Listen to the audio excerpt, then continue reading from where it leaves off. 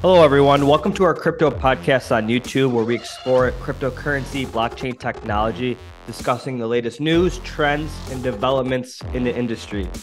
So whether you're a seasoned investor or you're just starting out, this is a podcast built for everyone, guys. And our goal is to provide you with informative, engaging information that's up to date.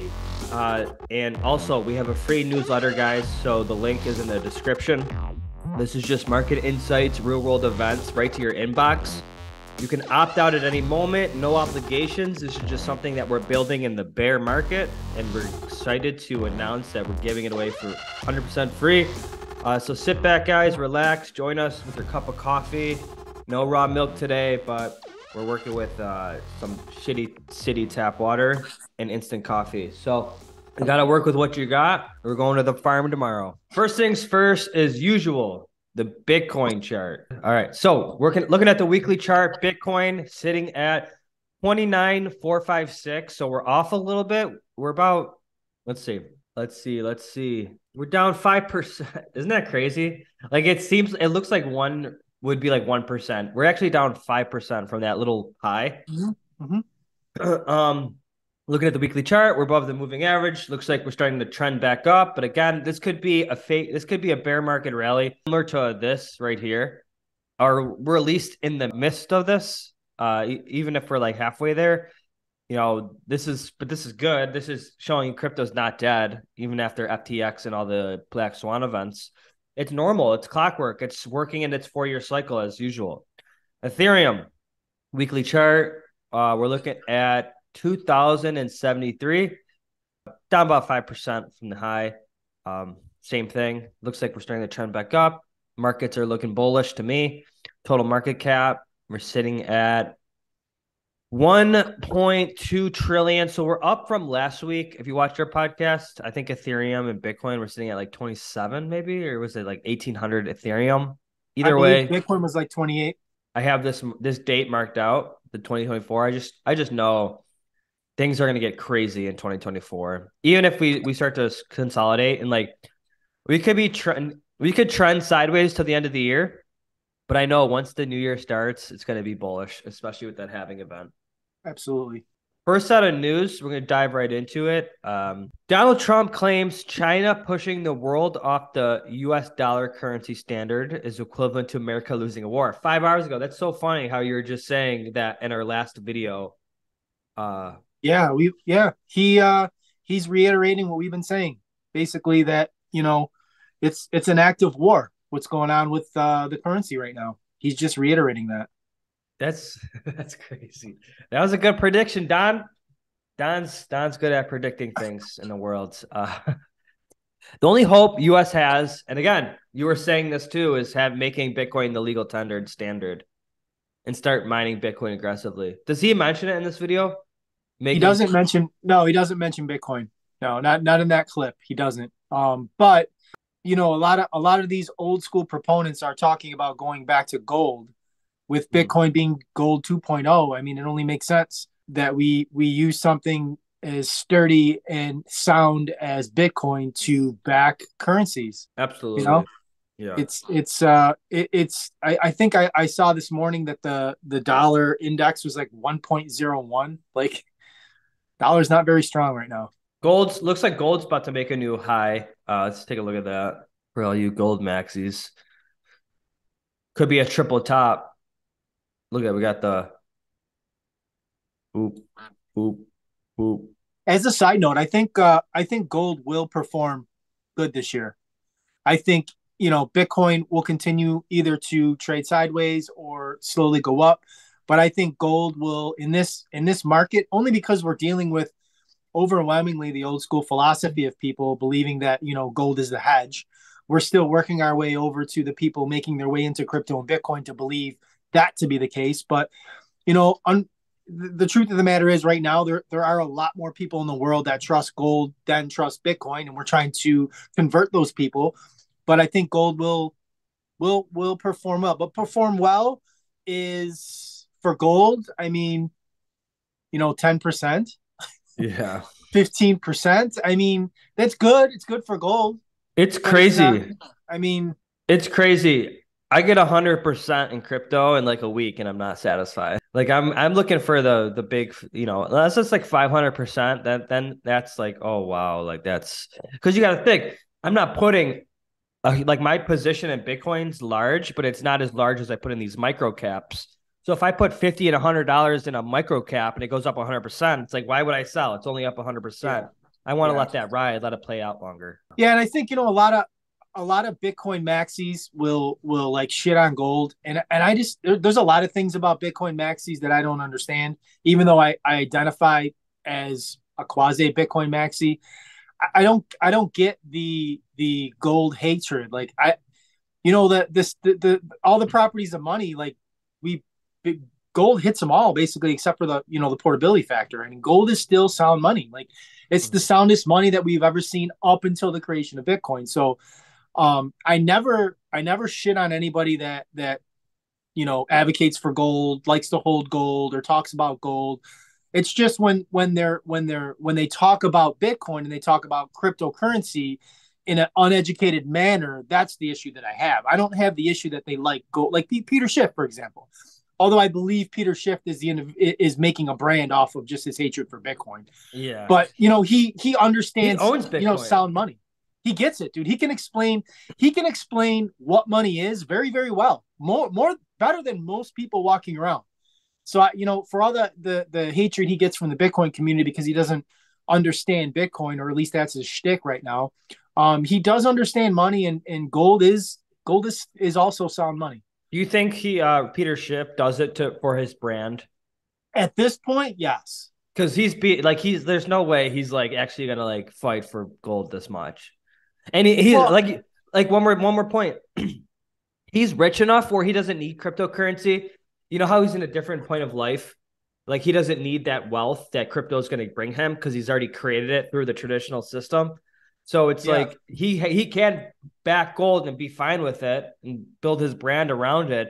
He doesn't need to get rich off crypto like the guys that are newer and us. yeah. The tougher sells.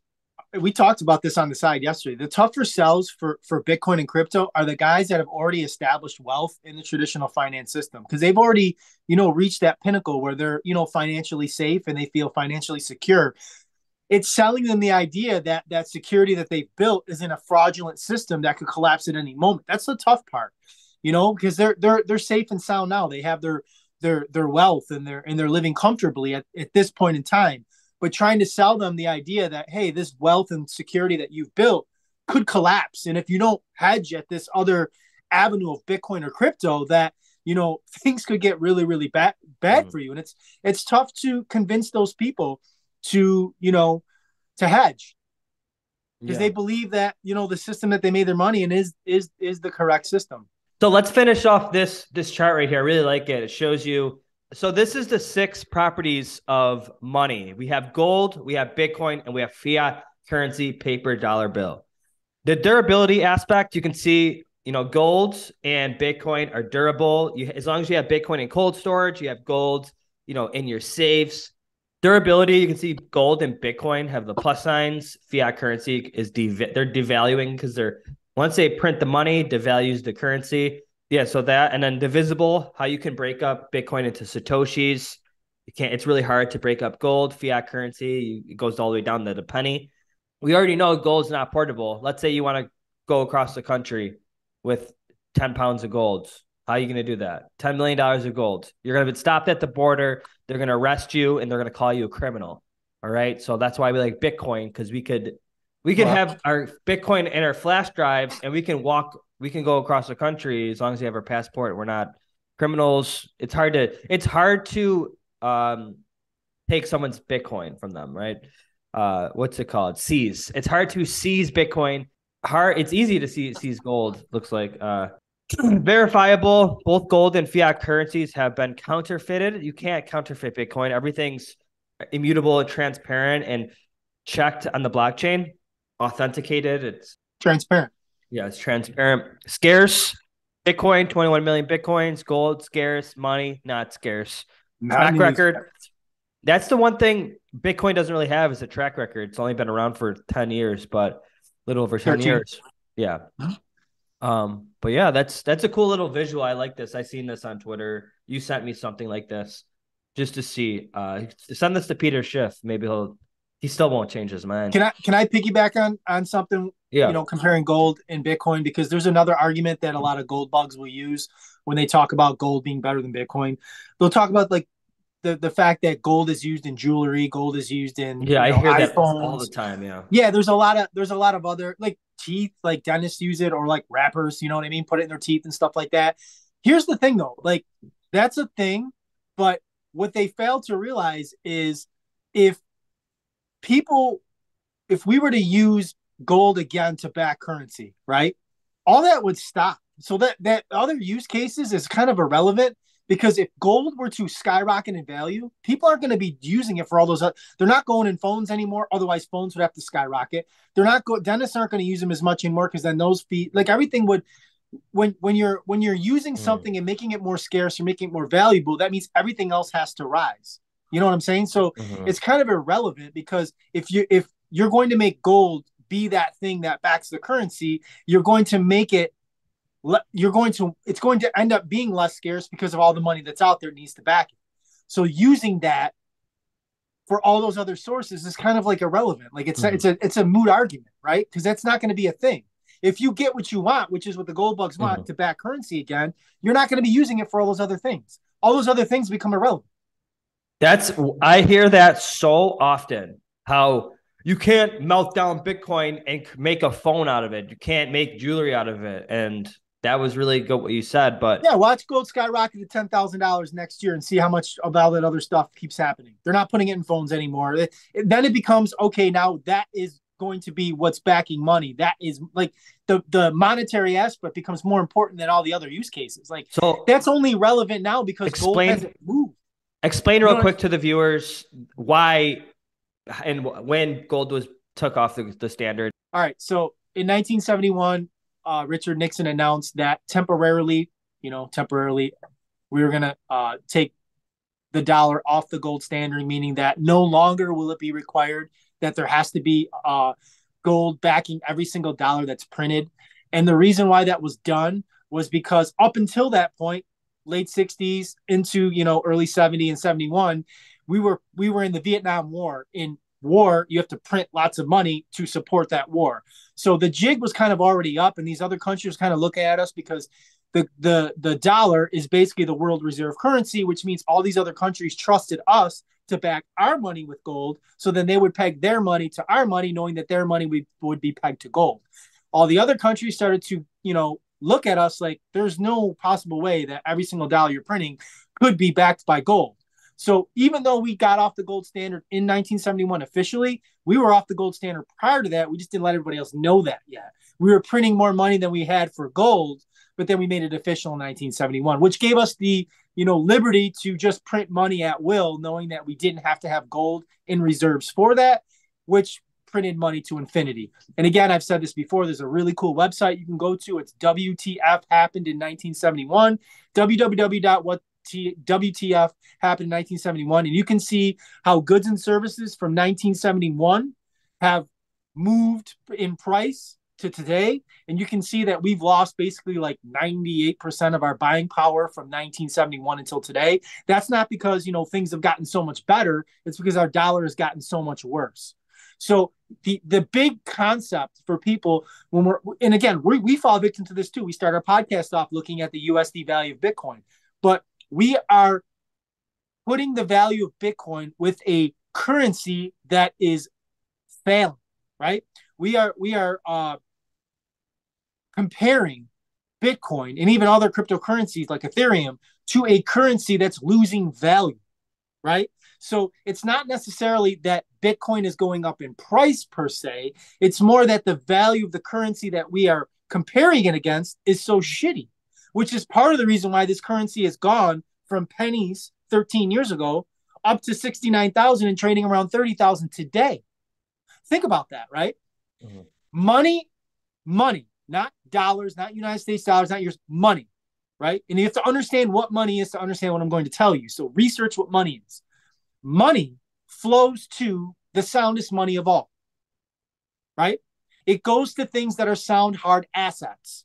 That's where money goes to, right? Money goes to your Picasso paintings that are rare. Money goes to gold, which, is considered rare. Money goes to valuables like, trading cards that I have behind me here that are rare. Things that have scarcity, money goes to. The United States dollar is not scarce. This is why when we say that, the days of the United States dollar are slowly but surely coming to an end, are because we have printed dollars to infinity. The scarcity is just completely gone from that currency. It can't survive. It's not because we don't want it to survive. It's not because we're conspiracy theorists. It's because you cannot print something to infinity and expect it to survive. That's the concept. It's a pretty interesting concept, to say the least. If you guys been following our podcast for a while, we've been talking about the traditional system collapsing for quite some time now. It's not because we want it to. It's not because we're conspiracy theorists, although a lot of the conspiracy theories are coming to seem like they're true. It's just because this is how it works. When you print to infinity, the good times come to an end. And, if you've read Ray Dalio, Changing World Orders, the United States has been on an uptrend. The market's been on an uptrend for quite some time now. So it's time. Oh, yeah, I just got an alert. Bitcoin's selling off. It's down 3%. What are we going to do? Sell your bags. Yeah. So, yeah, dude, that was really good. Really great point. Let's pivot if you have it. The clip that I sent you from Real Time with Bill Maher, Ben McKenzie speaking.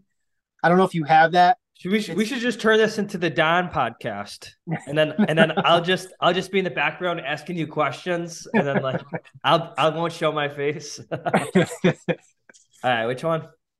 I sent you the one with this one. Yes. I don't know if you play. It's probably not going to play on my end, but I've watched it and I kind of know the gist of it. But if you play it for the viewers, then I can kind of talk about what his perspective is basically. All right, let's watch it. Go ahead. Describe it as a Ponzi scheme? Yes, it's a Ponzi scheme. But Ponzi schemes always do collapse. Yes.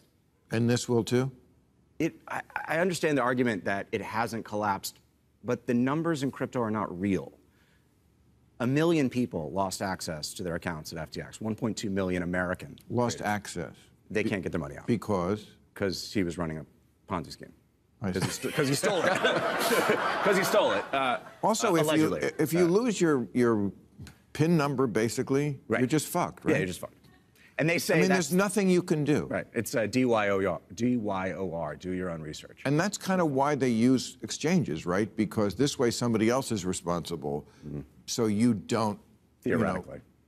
Yeah. I mean, it's just lie after lie after lie. I mean, the exchanges are much more, most of them, especially the overseas ones, don't want to get in trouble here in America, are like bucket shops. Bucket shops existed until the 20s. They're fake exchanges.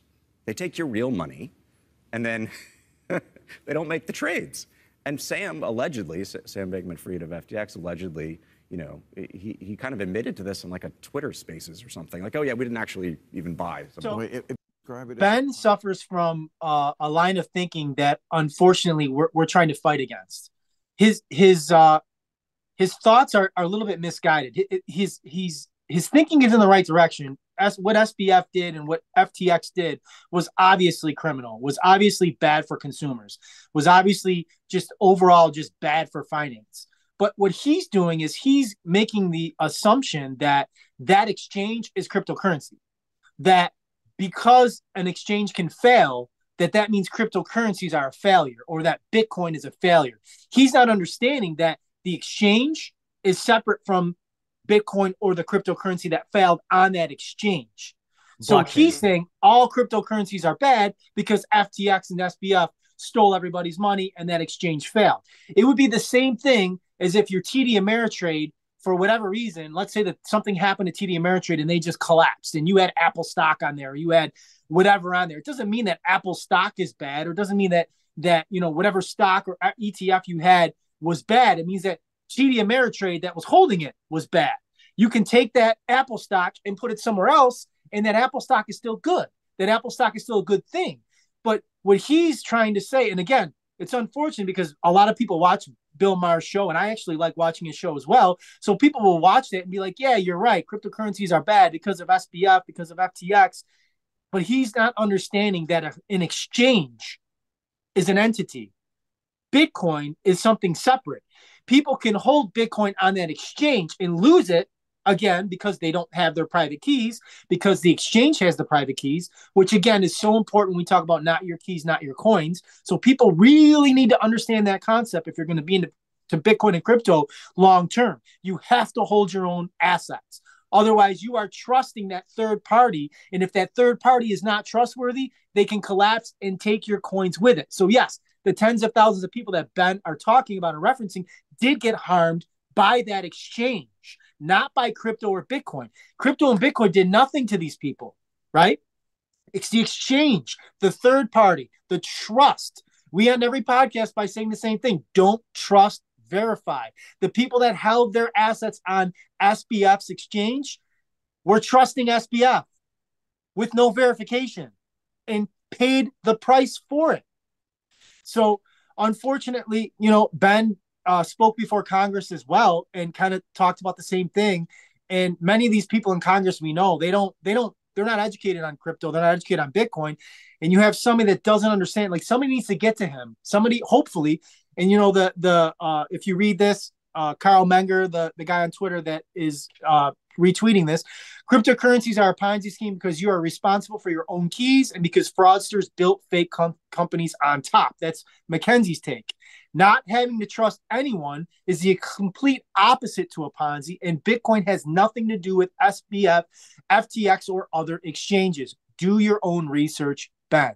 So obviously he sees this story. He sees what happened at FTX, and he dives down that hole of Bitcoin crypto bad because of what happened at FTX and with SBF, without actually doing the research on the other side of that, which is what is Bitcoin, what are cryptocurrencies. And I would even guess that he doesn't understand, and he's probably very wealthy because he had a very successful Hollywood entertainment career. What is money? And that's a big thing that people don't understand. Having money and not having money doesn't mean that the people over here understand what money is and the people over here don't understand what money is.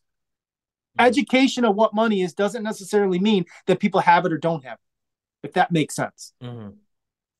Right. You could have built your wealth in acting. Doesn't mean you know what money is, right? It doesn't mean you know how to invest. And then there's people like you and I who are digging and grinding and trying to build and make something out of our lives through cryptocurrency, using it as an outlet to escape the matrix that we are in. And that's what goes into the next topic is once you learn about Bitcoin and how money works, there's no going back. There's no going back to the matrix. Again, we're not conspiracy theorists, although some of them are coming true.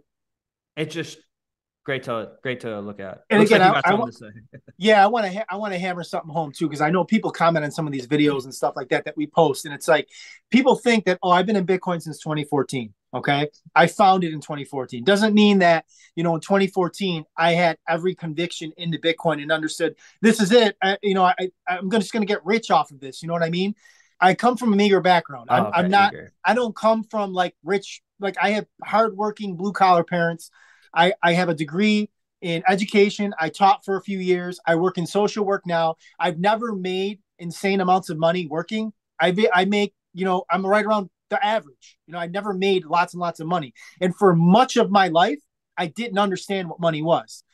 I'm 45 years old. It wasn't until my late 20s, early 30s that I actually understood what money was. And I was already 6-7 years into my working life, making very bad mistakes. And then I had to spend my early 30s fixing those mistakes. And then I find Bitcoin. I don't live paycheck to paycheck right now. And the only reason why I don't live paycheck to paycheck is because I found Bitcoin and crypto. I'm not insanely rich, but I'm very comfortable because of Bitcoin. Not because of the jobs that I've worked, not because of the salaries that I've made, because of the information that I gathered and the money that I've made from being invested in crypto. It's not all about it being insanely wealthy. And it's like, this has been a learning process for me as well. Like it took until probably the pandemic for me to really click. Like I was in it in 2014. I went through that 2017 bull run. I took some profits there. That set me up financially. I kept building through 2019, through 2020, and then things we saw that drop when the world went to shit in March of 2020, and everybody was like, holy cow, what's going to happen? But it wasn't until we saw the printers go on and just print to infinity, and 2020 played out into 2021 where I was like, this is it. And I haven't sold any Bitcoin since 2018. I've only been accumulating. You know what I'm saying? So it's like, it wasn't until this last bull run where I'm like, yes, it clicked. This is it. Like it's Bitcoin or nothing. It's Bitcoin or the world just collapses. So not every single person that you're going to see is just insanely wealthy. Some of us have been able to change our lives for the better because of Bitcoin and crypto. And it isn't all about just getting insanely wealthy and like flaunting wealth. And I'm not saying this to try to flaunt anything or say I'm better than anybody, but it's a process. It's okay to be at certain different stages of this process. You know what I'm saying? Mm-hmm. And that you need to understand what money is before you can even make any of that money. And for a long time, I didn't know what it was. You know what I'm saying? I was getting paychecks. I was making money. I was making investments. I've always known how to make money. I never knew how to like keep money or to accumulate actual wealth. It took me a long time to get that. And it wasn't until maybe in the last decade that I really understood that stuff. And luckily I found Bitcoin and then was able to set myself up. And more importantly, set my kids up where they're going to be in a much better place. Don't forget to set your cousins up too.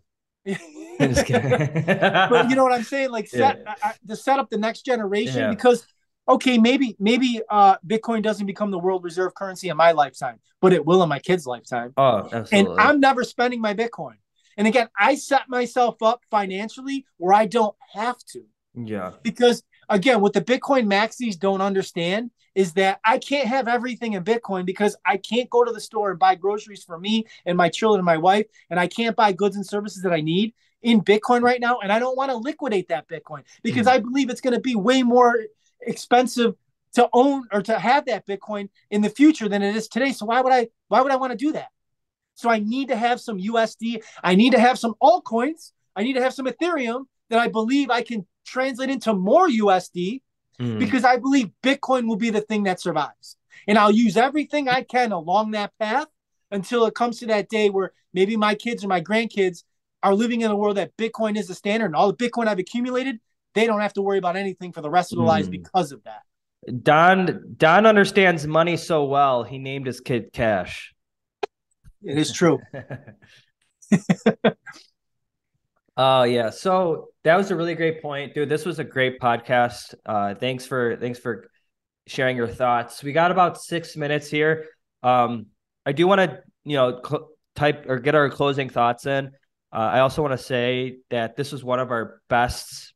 This was one of your best performance. If I was to judge, to give you some scorecards. Really good. But yeah, once you understand like the new way, you would say the Web3, it's really hard to go back to Web2. And even just using like social media, it's like everything's going to be decentralized. Like, why do I have to have permission to use Instagram, and then Instagram could delete my account at any moment? So like decentralization, crypto, everything's going to be, it's going to swallow everything. It's going to swallow everything. The whole traditional system, they're going to tokenize stocks. It's just going to be, everything's going to be tokenized. The tokenized digital real estate, everything, and not even digital real estate, just physical real estate. It's going to be bought and sold on the blockchain. So it's going to be great to see everything start to get tokenized. Everything really is in a narrative that I think are going to kickstart the next bull run. And it's already up. Like a lot of these coins are already up like 1,000% during the bear market, is real world assets. Tokenized credit, financing, tokenized real estate, bring normies into, or in real life people into crypto, because now there's going to be more use cases, not just buying and selling a token on a decentralized exchange. It's going to actually have way more uses in gaming and all this new stuff. So I'm super excited to see how this is going to play out. What are your last minute thoughts, Don? I know you. I want to talk about giving Bitcoin away, because we released a video this weekend where we talked about that. Once we hit 100 subscribers on here, We're going to start giving away some Bitcoin at the 100th subscriber. And then the plan is to give Bitcoin, maybe Ethereum, like maybe an altcoin of choice, whatever people want, as we grow this channel. We are not perfect. Okay. We are learning along the way while you're learning as well. So we're trying to bring information to you as we gather it, and we're allowed to evolve our thoughts as well as others are allowed to evolve theirs. So we're here to grow. We want you to grow with us. We want you to also hold us accountable, ask us questions, tell us. And again, people have been commenting on videos, both positive and even saying some things they disagree with.